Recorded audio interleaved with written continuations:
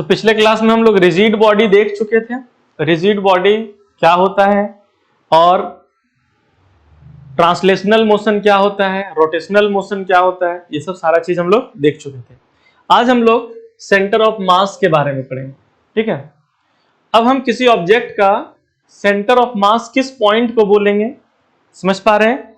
ये चीज को आज समझेंगे और उससे रिलेटेड कैसे न्यूमेरिकल्स बनता है इसको समझेंगे। ठीक है, जैसे सपोज करो आप लोग सब्जी खरीदने के लिए जाते हैं, नहीं जाते हैं? ऑब्वियसली जरूर जाते होंगे। तो एक आप बीम बैलेंस देखे होंगे, बीम बैलेंस, ठीक है।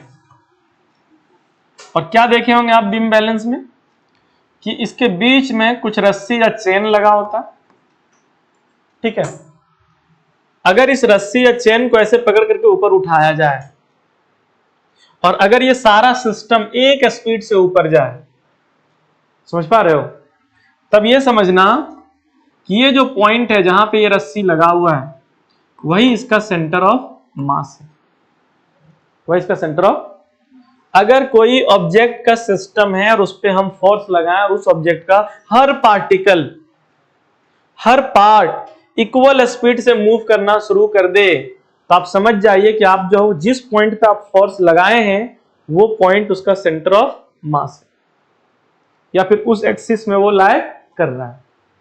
या तो सेंटर ऑफ मास के एक्सिस में आ रहा है या तो वो सेंटर ऑफ मास है। समझ पा रहे इस बात को? अब मान लो कि अगर ये जितना ये पूरा सिस्टम का मिला करके, मान लो इसका पूरा सिस्टम का मिला करके वजन है 2 kg। अगर हम पूरे सिस्टम का जो वजन है 2 kg उसी के बराबर एक बहुत छोटा ऑब्जेक्ट लें जिसका वजन है 2 kg, यहां पे रख दें और फोर्स लगाएं, ऊपर उठाएं, तो वो भी ऊपर की तरफ मूव करेगा इसी डायरेक्शन में।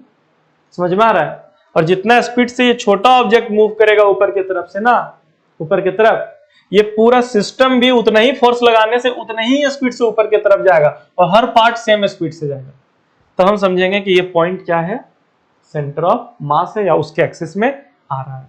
ठीक है, सेंटर ऑफ मास का अगर आप डेफिनेशन देखेंगे तो क्या होगा कि सेंटर ऑफ मास किसी सिस्टम का उस पॉइंट को बोलते हैं जिस पॉइंट पे पूरे सिस्टम के मास को कंसंट्रेटेड समझा जाता है। मतलब ये पूरे जो तराजू है, जो बीम बैलेंस है, उसका वजन 2 kg है, तो मान लो ये सारा 2 kg वजन इस जगह पे रखा हुआ है और इसको ऊपर की तरफ हम उठा रहे हैं। समझ पा रहे हैं? तो इसी चीज को आप सेंटर ऑफ मास बोलेंगे। The point of an object at which all mass of an object is thought to be concentrated is called centre of mass. वो पॉइंट किसी ऑब्जेक्ट का जहां पे उस पॉइंट पे ऑब्जेक्ट का टोटल मास जो है, ऑल मास कंसंट्रेटेड माना जाता है कि वहीं पे है, और वहां पे आप जो फोर्स लगाएंगे तो एक्शन होगा, मतलब ऑब्जेक्ट मूव करेगा और हर पार्ट सेम स्पीड से मूव करना शुरू करेगा। ये सब फिनोमेना मिलेगा।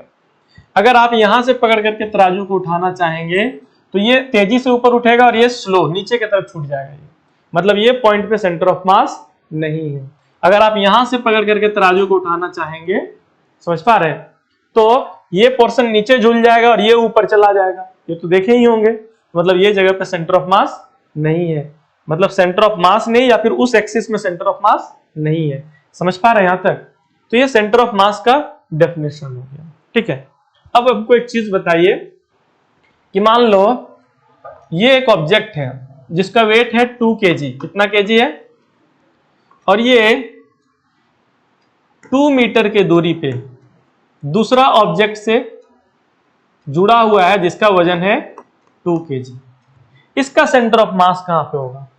मतलब वो पॉइंट कहां होगा जहां से हम इसको फोर्स लगाएं, ये ऊपर की तरफ आसानी से एक स्पीड से दोनों मूव करना शुरू कर दे, तो कहां होगा बताइए?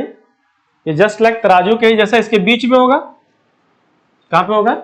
यहां से 1 मीटर की दूरी पे और यहां से 1 मीटर की दूरी पे, इस जगह पे होगा। यहां पे कोई फोर्स लगाएंगे, ऐसे सीधा मूव करते हुए चला जाएगा। समझ पा रहे हैं? अगर कोई दो ऑब्जेक्ट सेम मास का है तो वो दोनों ऑब्जेक्ट के बीच का जो पॉइंट होगा वही उसका सेंटर ऑफ मास हो जाएगा। समझ पा रहे हैं? लेकिन अगर मान लो, ध्यान समझिएगा,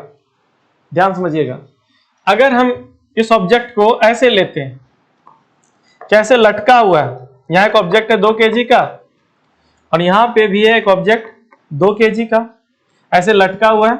हम इस पे फोर्स लगा रहे हैं, तो जितना स्पीड से ये ऊपर जाएगा ये भी तो उतना स्पीड से ऊपर जाएगा, क्योंकि सेम रस्सी में बंधा हुआ है। तो क्या ये हम फोर्स यहाँ पे जो लगा रहे हैं उस सेंटर ऑफ मास पे लगा रहे हैं? नहीं, लेकिन सेंटर ऑफ मास के एक्सिस में लगा रहे हैं। यहाँ पे इसका सेंटर ऑफ मास है, लेकिन एक्सिस तो वही है ना जिसपे फोर्स लग रहा है, लाइन तो वही है ना, समझ पा रहे हैं?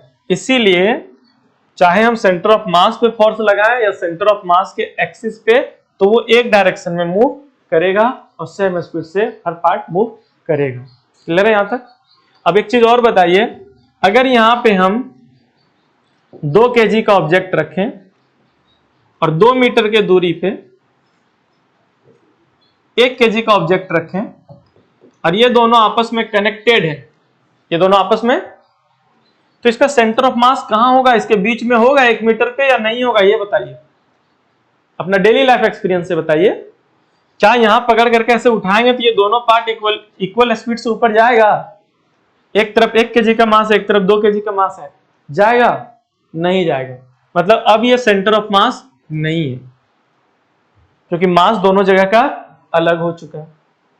समझ में आ रहा है? तो किधर पकड़ करके इसको ऊपर उठाने से ये सीधा ऊपर जाएगा? जिधर ज्यादा मास है तो इसका सेंटर ऑफ मास कहीं इधर शिफ्ट हो जाएगा, जिधर ज्यादा मास है, और इधर फोर्स लगाइएगा तो ये दोनों मास इक्वल स्पीड से कहीं से जाना शुरू कर देगा। तो इसका सेंटर ऑफ मास इस जगह पे होगा, इसका सेंटर ऑफ मास यहां है, ये जगह जो है इसका सेंटर ऑफ मास है, ये जगह इसका सेंटर ऑफ मास है। ये बात समझ पा रहे हैं? क्लियर है? क्या कोई ऑब्जेक्ट का सेंटर ऑफ मास उसी ऑब्जेक्ट के अंदर होना जरूरी है या बाहर भी हो सकता है उस ऑब्जेक्ट से? अब मान लीजिए कि आपके पास एक सर्कुलर रिंग है। क्या है? सर्कुलर रिंग है। अब मान लीजिए सर्कुलर रिंग कहीं पे रखा हुआ है, मान लो इस तरीके से रखा हुआ हॉरिजॉन्टली, आप इसको यहां से पकड़ करके ऐसे उठाएंगे, क्या सीधा चला जाएगा?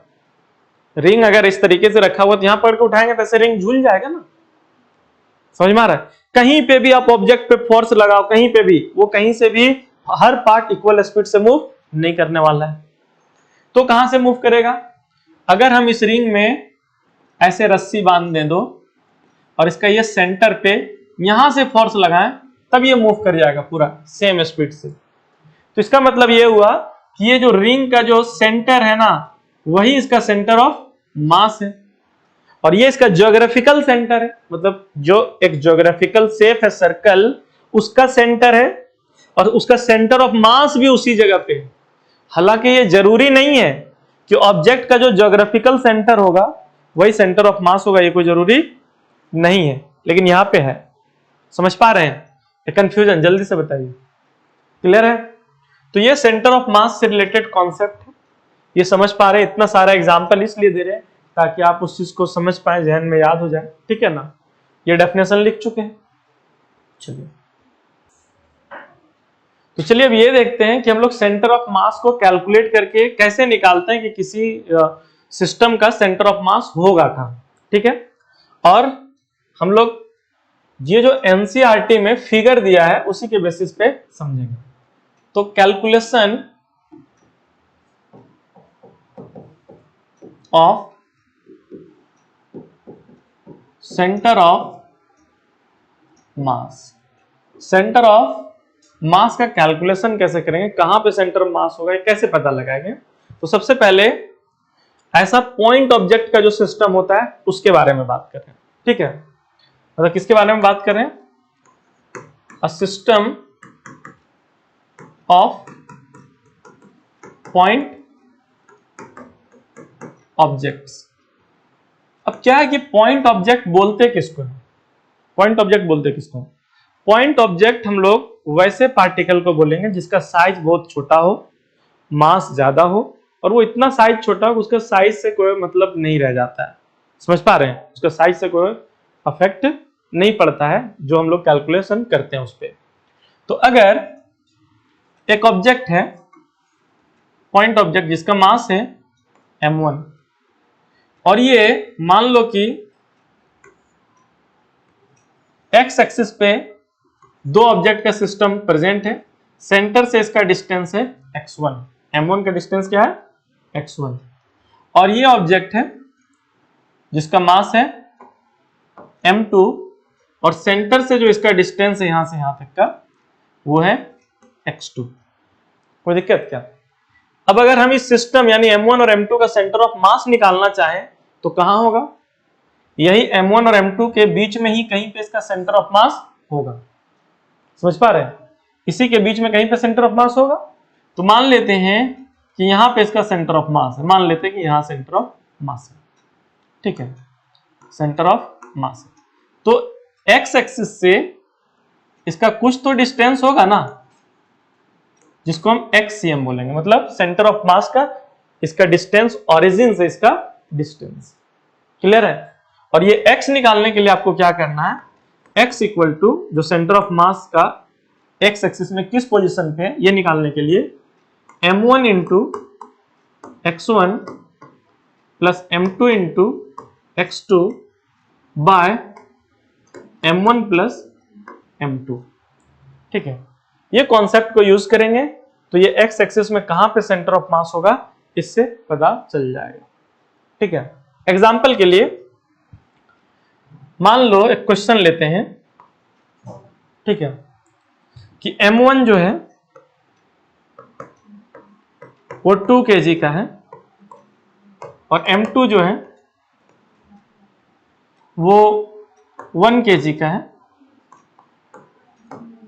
और जो डिस्टेंस है दोनों के बीच का डिस्टेंस वो मान लेते हैं 2 मीटर, ठीक है ना। कितना मीटर है? तो सेंटर ऑफ मास फाइंड करना है, centre of mass from m2 से। कहां से फाइंड करना है सेंटर ऑफ मास? m2 से। मतलब देखिए क्वेश्चन क्या कह रहा है कि ये है m1 और 2 मीटर के दूरी पे यहां पे है मास m2, ठीक है। m1 कितने केजी का है? 2 केजी का, और m2 कितना का है? 1 केजी का। तो इससे कितना दूरी पे सेंटर ऑफ मास होगा, m2 से कितना दूरी पे इधर यहां पे सेंटर ऑफ मास होगा, ये पता करना है, ठीक है। तो इस कॉन्सेप्ट के हिसाब से इसको हम सॉल्व कर सकते हैं। कैसे सॉल्व करेंगे? जिससे हमको सेंटर ऑफ मास निकालना है, हम इसको सॉल्व कर रहे हैं, ध्यान दीजिएगा। जिससे हम यहां पे एक x एक्सिस y एक्सिस का कॉन्सेप्ट ले लेते हैं, x axis y axis draw कर दिए। जिससे आपको सेंटर ऑफ मास निकालना है उसको ओरिजिन पे रखो। हमको किससे सेंटर ऑफ मास निकालना है? m2 से। तो m2 को कहां पे रख देंगे? ओरिजिन पे। ये तब कंडीशन में लगाना है जब m1 और m2 का पोजीशन नहीं दिया कि x एक्सिस में m1 कहां पे m2 कहां पे, ये कुछ नहीं बताया, सिर्फ m1 और m2 के बीच का डिस्टेंस बता दिया 2 मीटर है। तो किससे निकालना है सेंटर ऑफ मास? m2 से। तो m2 रख देंगे ओरिजिन पे और उसके बाद इधर रख देंगे m1, और ये दोनों का बीच का डिस्टेंस कितना है? 2 मीटर है। क्लियर है यहां तक? अब यहां का कोऑर्डिनेट बताइए क्या होगा? 0 0। यहां का कोऑर्डिनेट बताइए क्या होगा? 2 0। यहां का कोऑर्डिनेट क्या होगा? 2 0। अब मान लो इसका कहीं पे सेंटर ऑफ मास, यहां पे मान लो सेंटर ऑफ मास है, सेंटर ऑफ मास है, तो इसका कुछ तो डिस्टेंस होगा ना यहां से यहां का। तो वो x निकालने के लिए क्या करेंगे? m2 into x। तो ये x एक्सिस में कहां प्रेजेंट है?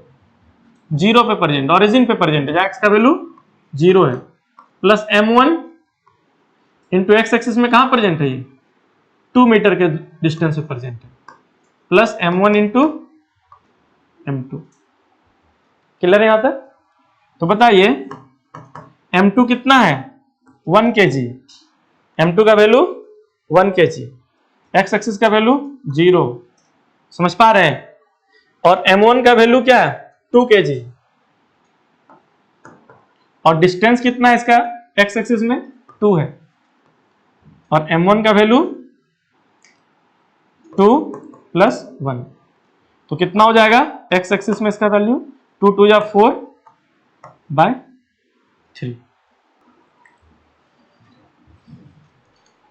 तो चलिए देखते हैं कि अगर दो से ज्यादा ऑब्जेक्ट एक स्ट्रेट लाइन में अरेंज है तो उस सिस्टम का कैसे सेंटर ऑफ मास निकालेंगे। अगर मान लीजिए यहां पे एक ऑब्जेक्ट है m1, यहां पे एक ऑब्जेक्ट है m2, यहां पे ऑब्जेक्ट है m3, यहां पे और आगे हम एक ऑब्जेक्ट है m4। ठीक है, मान लो x एक्सिस में इसका डिस्टेंस है x1, इसका है x2, इसका है x3, इसका है x4। तो ये सिस्टम का जो सेंटर ऑफ मास होगा कहीं पे जहां भी होगा उसका यहाँ पे ओरिजिन से कितना दूरी पे होगा ये सेंटर ऑफ मास। तो जो x हम निकालेंगे सेंटर ऑफ मास वो x1 into m1 plus x2 into m2 plus x3 into m3 plus x4 into m4 by m1 plus m2 plus m3 plus m4। तो ये फॉर्मूला से हम किसी का भी फाइंड कर सकते हैं। ठीक है ना, चलिए यहां तक समझ पा रहे हैं, कोई दिक्कत नहीं होना चाहिए। ठीक है, अगर मान लो कि इस तरह का कोई सिस्टम है, ध्यान दीजिएगा ये x एक्सिस है, ये y एक्सिस है, यहां पे एक ऑब्जेक्ट रखा हुआ है जिसका मास है m1 और यहां पे एक ऑब्जेक्ट रखा है जिसका मास है m2। ध्यान दीजिएगा इसका जो कोऑर्डिनेट है वो है x1 y1 और इसका जो कोऑर्डिनेट है वो है x2 y2। क्योंकि ये तो ना x एक्सिस में प्रॉपरली लाई कर रहा है ना तो y एक्सिस में, ये तो x y प्लेन में है, तो इसका लोकेशन बताने के लिए आपको x और y दोनों को यूज करना पड़ेगा। ठीक है, तो यहां का जो कोऑर्डिनेट है x1 y1 है, मतलब ये x अगर x एक्सिस में देखा जाए तो इस जगह पे प्रेजेंट है x1 और इस जगह पे दिखाने के लिए ये y1। ठीक है, तो इसका अगर सेंटर ऑफ मास मान लो यहां पे अगर होगा सेंटर ऑफ मास तो इसका कोऑर्डिनेट होगा एक्स वाई, क्योंकि ये एक्स वाई प्लेन में, तो यहाँ इस पॉइंट का कोऑर्डिनेट कुछ ना कुछ तो एक्स का वैल्यू और कुछ ना कुछ तो वाई का वैल्यू मिलेगा ही। तो एक्स क्या होगा, तो अगर एक्स निकालना है तो m1 into x1 plus m2 into x2 by m1 plus m2, इससे आप x निकाल सकते हैं और एंड लिखिएगा, एंड y अगर निकालना है तो m1 into y1 m2 into y2 bye m1 plus m2। मतलब वही फॉर्मूला लगेगा, x एक्सिस के लिए अलग लग जाएगा, y एक्सिस के लिए अलग लग जाएगा। और z एक्सिस में अगर 3D है, मतलब ऐसा जगह लोकेशन ऑब्जेक्ट का जहां पे x एक्सिस में कुछ ना कुछ डिस्टेंस है, y में भी है, z में भी है, जैसे कुछ हाइट पे है जहां पे पोजीशन को दिखाने के लिए x y z तीनों को यूज किया जा रहा है, तो फिर सेंटर ऑफ मास में भी 3 कोऑर्डिनेट होगा x y z और वो तीनों को अलग अलग इस तरीके से निकाल सकते हैं। समझ पा रहे हैं, नोट कीजिए इसको।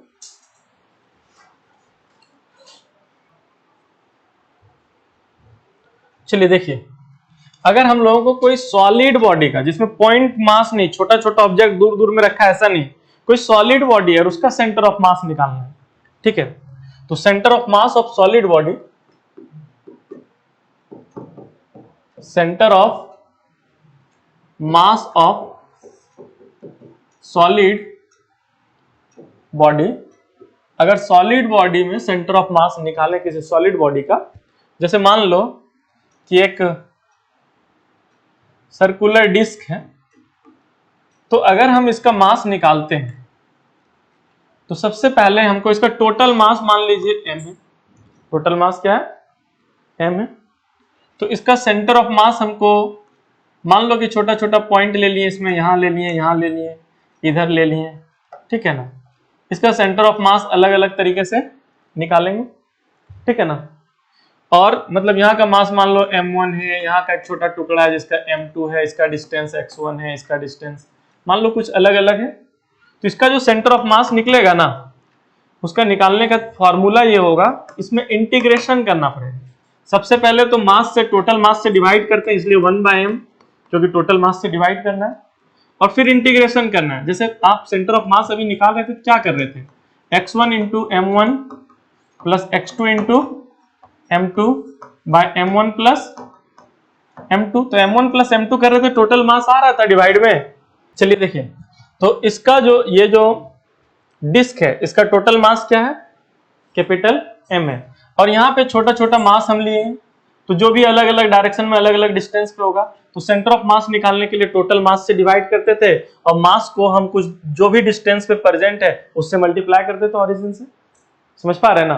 तो हम इसका फॉर्मूला अभी शॉर्ट में लिखेंगे कि centre of mass equal to 1 by total mass into R into DM, यानी जो छोटा मास आप जहां भी लिए हैं, जहां पे भी लिए हैं, ठीक है ना, और उसका जो भी डिस्टेंस है उससे मल्टीप्लाई करेंगे और टोटल मास से डिवाइड करेंगे, लेकिन इसको इंटीग्रेट करके।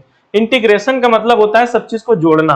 क्या करना, मान लो एक हम छोटा मास लिए हैं और उसका डिस्टेंस से हम उसको मल्टीप्लाई किए हैं और इंटीग्रेट करेंगे, तो इसमें जितना छोटा छोटा मास मिल करके ये पूरा बना है सिस्टम, ये सबको इंटीग्रेट करके टोटल वैल्यू बता देगा और उसको फिर मास से डिवाइड करेंगे तो सेंटर ऑफ मास निकल जाएगा। ठीक है, तो ये अभी ज्यादा यूज नहीं करना है हम लोगों को, ये यूज भी नहीं होगा। इससे पहले जो बताए हैं ये जो है ये सब चीजें यूज होगा। ठीक है, और इससे रिलेटेड न्यूमेरिकल बन जाना चाहिए और इसी तरह का क्वेश्चंस अभी आएगा। ठीक है ना, उसको पढ़ेंगे जब हम और ज्यादा मैथमेटिक्स पढ़ लीजिएगा, जेई के लिए वो इंपॉर्टेंट हो जाता है। तो जेई में बच्चा और ज्यादा मैथमेटिक्स भी पढ़ लेता है, इंटीग्रेशन डिफरेंशिएशन भी अच्छे से पढ़ लेता है, तो फिर उसको आराम से कर लेता है। ठीक है, तो यहां तक समझ पा रहे हैं? तो इसमें इंटीग्रेशन का मदद लेना होगा। क्या लेना होगा, इंटीग्रेशन का हेल्प लेना होगा। टोटल उसका r इंटू एम निकालना होगा, फिर टोटल मास से इसको डिवाइड करना पड़ेगा। क्लियर है? अब हम लोग कुछ न्यूमेरिकल्स देखेंगे कि ये जो हम लोग पढ़े हैं अभी सेंटर ऑफ मास, इससे रिलेटेड कौन कौन सा न्यूमेरिकल्स हम लोग आसानी से बना सकते हैं। तो एनसीईआरटी का पहला न्यूमेरिकल्स देखिए, example 6.1, find the center of mass of three particles at the vertices of an equilateral triangle. The masses of the particles are 100 gram, 150 gram and 200 gram respectively. Each side of the equilateral triangle is 0.5 meter long. ठीक है, एक equilateral triangle है। क्या है, equilateral triangle है जिसका हर एक side कितना है, जल्दी से बताइए। हर एक साइड है 0.5 मीटर, 0.5 मीटर, 0.5 मीटर। ठीक है, और हर एक वर्टिसेस पे कितना मास रखा हुआ है, एक पे 100 ग्राम, एक पे 150 ग्राम और यहाँ पे 200 ग्राम।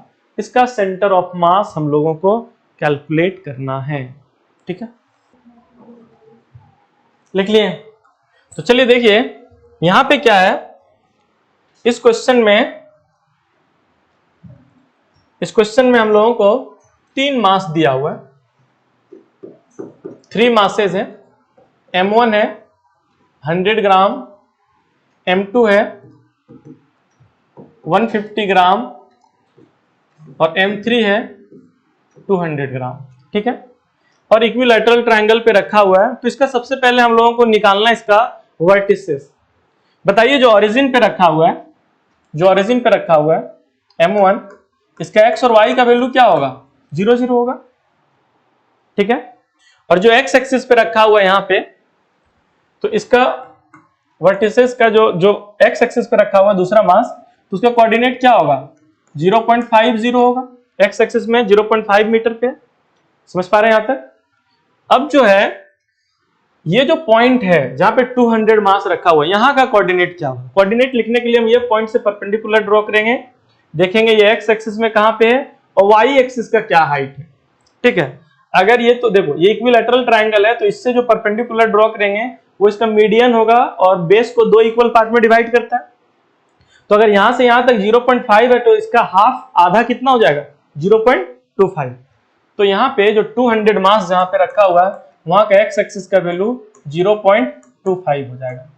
अब y का वैल्यू निकालना है, किसका, y का वैल्यू, यानी ये एक्सिस का वैल्यू निकालना है, इस एक्सिस का। तो इस एक्सिस का वैल्यू निकालने के लिए ये कितना है, 0.5 है क्योंकि इक्विलैटरल ट्रायंगल है, और बेस कितना है, 0.25 है यहां से यहां तक। तो हाइपोटेन्यूस के स्क्वायर में बेस का स्क्वायर माइनस करेंगे तो परपेंडिकुलर का स्क्वायर मिल जाएगा ना। समझ पा रहे हैं? तो चलिए देखिएगा, P equal to under root H square minus B square. तो P इक्वल टू क्या हो जाएगा बताइए, परपेंडिकुलर क्या निकल जाएगा, 0.5 का होल स्क्वायर माइनस 0.25 का होल स्क्वायर। 0.5 का स्क्वायर कितना होगा, 0.5 का स्क्वायर हो जाएगा 0.25 और 0.25 का स्क्वायर हो जाएगा 0.0625। समझ पा रहे हैं यहां तक, 0.0625। और जब आप इसको माइनस करेंगे तो 0.25 में 0.0625 को माइनस करेंगे तो 10 में 5, 9 में 2, 7 और यहां पे 4 में 6 माइनस नहीं होगा, 14 में 6 तो 8, तो आ जाएगा 0.1875। 0.1875 समझ पा रहे हैं यहां तक। और 0.1875 जो है वो उसको हम लिख सकते हैं 0.0625 इंटू 3। अब 0.0625 जो है वो 0.25 का होल स्क्वायर है, तो इससे रूट बाहर आ जाएगा, इसके जगह पे लिखेंगे 0.25 और रूट के अंदर रह जाएगा 3। मतलब जो y एक्सिस में इसका वैल्यू आ रहा है वो आ जा रहा है 0.25 रूट 3। क्लियर है यहां तक। तो जो जो पॉइंट मास जहां जहां पे रखा हुआ है वहां वहां का कोऑर्डिनेट हमको पता हो चुका है। अब हम इसका सेंटर ऑफ मास निकाल सकते हैं। जहां भी इसका सेंटर ऑफ मास मान लो यहाँ पे कहीं बीच में होगा जहां भी, तो वहां पे x और y का कुछ ना कुछ तो वैल्यू आएगा। तो चलिए x निकालते हैं। तो x के लिए क्या था, m1 x1 m2 into x2 plus m3 into x3 by m1 plus m2 plus m3। तो x इक्वल टू बताइए m1 कितना है 100 और x का x यहां पे पता है ना, ये x बता रहा है और ये y बता रहा है कोऑर्डिनेट में, x का वैल्यू है 0। m2 कितना है 150 और x2 कितना है 0.5। समझ पा रहे हैं। और m3 कितना है 200 और x का वैल्यू कितना है 0.25 अपॉन 100 प्लस 150 प्लस 200। तो क्या निकल जाएगा x का वैल्यू, ये तो 0 हो जाएगा, अगर इसको ऐड करेंगे तो कितना हो जाएगा 50 इंटू 0.5 हो जाएगा 75, 200 इंटू 0.5 कितना हो जाएगा 50 हो जाएगा, और ये कितना मिल जाएगा 100 200 300 450 हो जाएगा, यानी कितना मिल जाएगा ये 125 बाय 450, 125 बाय 450। तो चलिए इसको डिवाइड करते हैं, 5 से डिवाइड कर सकते हैं 25 और 5 9 जा, फिर 5 से कट करेंगे तो 18 और ये आ जाएगा 5, यानी जो x का वैल्यू आ गया वो 5/18। समझ पा रहे हैं, क्या आ गया 5/18। अब ये y एक्सिस में कहां पे होगा इसका सेंटर ऑफ मास, अगर वो कैलकुलेट करते हैं y एक्सिस के लिए तो ध्यान दीजिएगा y इक्वल टू क्या होगा बताओ, वही formula m1 into y1 m2 into y2 m3 into y3 by m1 plus m2 plus m3। तो y इक्वल टू m1 भी कितना बताइए 100 इंटू 0, m2 कितना है 150 इंटू 0 y का वैल्यू, फिर कितना है 200 इंटू 0.25 रूट 3, और ये तीनों मास को ऐड करने से कितना मिलता है 450। कितना मिलता है 450। तो y इक्वल टू क्या हो जाएगा, ये भी 0 हो जाएगा, ये भी 0 हो जाएगा, 0.25 200 से मल्टीप्लाई होगा तो 50 मिलेगा, 50 रूट 3 अपॉन 450, 0 0 कैंसिल हो जाएगा। समझ पा रहे हैं, और 5 9 जा 45, यानी रूट 3 बाय 9 मिलेगा। ठीक है, लेकिन यहां पे क्या लिखा है 1/3 रूट 3, तब हम क्या करेंगे इसको √3 लिख देंगे 9 को, और √3 को कट करेगा तो √3 मिल जाएगा। तो y इक्वल टू 1/3√3। तो इस तरीके से हम जो सेंटर ऑफ मास जहां भी होगा उसका x कोऑर्डिनेट क्या होगा, y कोऑर्डिनेट क्या होगा, ये कैलकुलेट कर सकते हैं। ठीक है,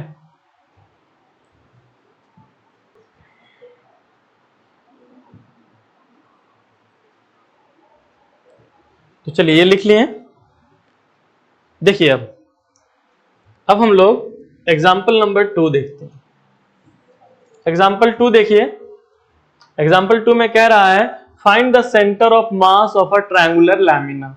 ठीक है, ये एक ट्रायंगुलर लैमिना है। ठीक है, 6.2 एक ट्रायंगुलर लैमिना है, इसका सेंटर ऑफ मास। अच्छा देखिए, ट्रायंगल और ट्रायंगुलर लैमिना में डिफरेंस है। क्या डिफरेंस है पता है? ट्रायंगल जो होता है, मान लो 3 रॉड लो, एक ऐसे रखो, एक ऐसे रखो, एक ऐसे रखो, बन गया ट्रायंगल। इसके बीच में कुछ भी है क्या? नहीं। 3 रॉड को रखोगे तो यहाँ क्या होगा? कुछ नहीं होगा। लेकिन अगर इसके बीच में मेटल भरा हुआ है या कोई भी चीज, जैसे हम लोग रोटी बनाते हैं और इस तरीके से ट्रायंगल शेप में कट कर लिए हैं, तो उसके अंदर तो रोटी का पार्ट रहेगा ना, तब ये ट्रायंगुलर लैमिना कहलाएगा। क्या कहलाएगा? और ट्रायंगुलर लैमिना का अगर सेंटर ऑफ मास निकालना है तो इस वर्टेक्स से मीडियन ड्रॉ करेंगे, इससे मीडियन ड्रॉ करेंगे, इससे मीडियन ड्रॉ करेंगे, जहां ये एक दूसरे को कट करेगा, समझ पा रहे हैं, उसी पॉइंट को सेंटर ऑफ मास बोला जाएगा। क्या बोला जाएगा? सेंटर ऑफ मास बोला जाएगा। ये तुम्हारा, ये जैसे स्क्वायर का निकालना है, ये कोई स्क्वायर है, स्क्वायर शेप में कोई मेटल है, इसका सेंटर ऑफ मास निकालना है, तो इसके डायगोनल को ज्वाइन करो, जहां कट करेगा वही सेंटर ऑफ मास मिल जाएगा। समझ में आ रहा है? कोई सर्कुलर डिस्क है, तो इसके डायमीटर को ज्वाइन करो, जहां पे कट करेगा वहीं इसका सेंटर ऑफ मास मिल जाएगा। ठीक है, तो ये तो समझ गए होंगे। आइए नेक्स्ट एग्जांपल देखते हैं। 6.3 में देखिएगा क्या है कि find the centre of mass of a uniform L shape lamina with dimension H shown, जैसा फिगर में दिखाया गया, और मास है 3 kg। यहां पे इसको सिर्फ समझना है आपको। ठीक है, ये कह रहा है कि एक एल शेप का लैमिना है, एल शेप का लैमिना है। ठीक है, एल शेप का लैमिना का मतलब ये हुआ कि एल के जैसा दिखने वाला एक लैमिना है। ठीक है ना, मान लो इतना बड़ा, और ये पूरा सॉलिड है, इसका वजन है 3 kg। कितना है? 3 kg। अगर हम इसको 3 इक्वल पार्ट में डिवाइड कर दें इस तरीके से, ये पार्ट एक अलग हो गया, ये पार्ट एक अलग हो गया, ये पार्ट एक अलग हो गया, तो ये 3 kg का है, तो ये 1-1 kg का हो जाएगा, 1-1 kg का 3 पार्ट में डिवाइड हो जाएगा। इसके बाद ये तो क्योंकि लैमिना है, तो इसका सेंटर ऑफ मास कहां पे होगा? जहां ये एक दूसरे को कट करेगा, इस पोर्शन का सेंटर ऑफ मास यहां पे हो जाएगा, इसका सेंटर ऑफ मास यहां पे हो जाएगा, और इसका सेंटर ऑफ मास यहां पे हो जाएगा। समझ पा रहे हैं? और फिर हम इसका सेंटर ऑफ मास निकालेंगे पूरे का कॉम्बिनेशन का, तो वही m1 × x1 m2 × x2 ये करेंगे। ठीक है, तो देखिए ये 3 kg का लैमिना था, ये 3 पार्ट में डिवाइड हो गया, तो इसका 1 kg, इसका 1 kg, इसका 1 kg। क्लियर है यहां तक? अब जहां पे सेंटर ऑफ मास है वहां का कोऑर्डिनेट निकालना है। तो बताइए, इसका लेंथ जैसा दिया था फिगर में, तो यहां से यहां का लेंथ दिया 2, तो यहां से यहां का कितना होगा लेंथ? बताइए जल्दी से। 1 होगा, और इसका हाफ करेंगे तो क्या हो जाएगा? 0.5। अगर यहां से यहां का लेंथ है 2, तो इसका हाफ करेंगे 1 हो जाएगा, और ये क्या हो जाएगा? 0.5। ये दोनों जहां से कट करे वो क्या हो जाएगा? 0.5, 0.5। समझ पा रहे हैं? अगर इधर आके देखें तो अगर ये 1 है, ये 2 है, तो यहाँ क्या हो जाएगा? 1.5, और ये हाइट कितना? 0.5, तो यहाँ का कोऑर्डिनेट हो जाएगा 1.5, 0.5। समझ पा रहे हैं? अगर ये देखें तो ये जो पॉइंट है वो एक्स एक्सिस में कहां पे आके 0.5 पे लाई करेगा ना, तो इसका हो गया 0.5, और हाइट अगर देखें वाई एक्सिस का, तो 1 और 2 के बीच में है, तो 1.5 होगा। आ रहा समझ में? तो ये तीनों तो सबसे पहले मास 1 kg का होगा, और तीनों का सेंटर ऑफ मास अलग अलग निकल गया। कॉम्बिनेशन का सेंटर ऑफ मास निकालेंगे, तो x निकालेंगे तो कैसे कैलकुलेट करेंगे? अगर x निकालेंगे तो कैसे कैलकुलेट करेंगे? यहाँ का मास मान लो 1 kg, और x का वैल्यू क्या? 0.5 यानी 1/2। अब इसका मास भी कितना? 1 kg, x का वैल्यू कितना? 1.5 यानी 3/2, और इसका मास कितना? 1 kg, और x का वैल्यू कितना 0.5 यानी 1/2, और तीनों का मास टोटल कितना 3 kg, ऐड करेंगे आ जाएगा 5/6। समझ पा रहे हैं? तो इससे इस सिस्टम का जो सेंटर ऑफ मास होगा उसका x कोऑर्डिनेट 5/6 होगा। क्लियर है या कंफ्यूजन है?